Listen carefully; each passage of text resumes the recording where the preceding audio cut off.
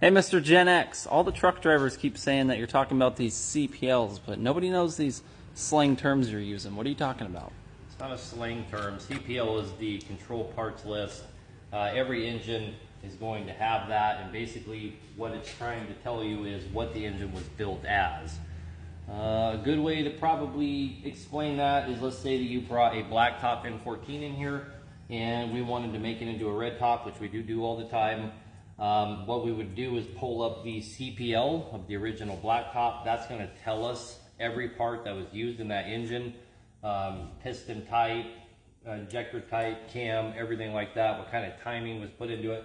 And then we can go and look up a CPL of a red top N14 and order all the stuff for the red top and just convert the black top into a red top. A lot of times that will entail even as much as putting an offset key in the front gear, at least on the N14s.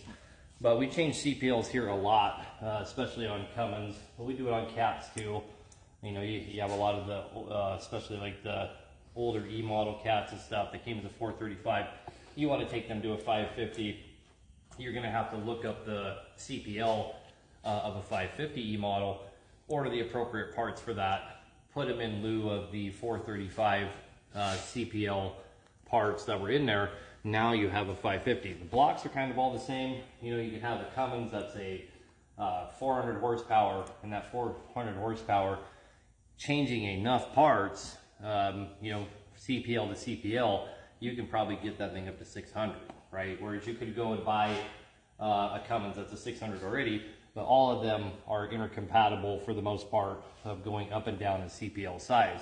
That's why so many engines out there get destroyed from applying horsepower, is because people have just any given CPL and then they'll go lay horsepower on it. In most shops that are offering to do tunes and stuff like that, you know, they just have the same tune they overlay over truck after truck after truck after truck. And those trucks all came as different CPLs. So maybe this Cummins right here, for example, and this Cummins is the exact same engine, but their CPL's off by 75 horsepower, and I overlaid the same file on both of them. It's probably going to ruin the one that has the lower horsepower CPL. So that's how you build horsepower. That's why we talk about CPLs. Is the first thing to do is to take whatever engine you have to the max CPL that it could possibly be, and then add from there.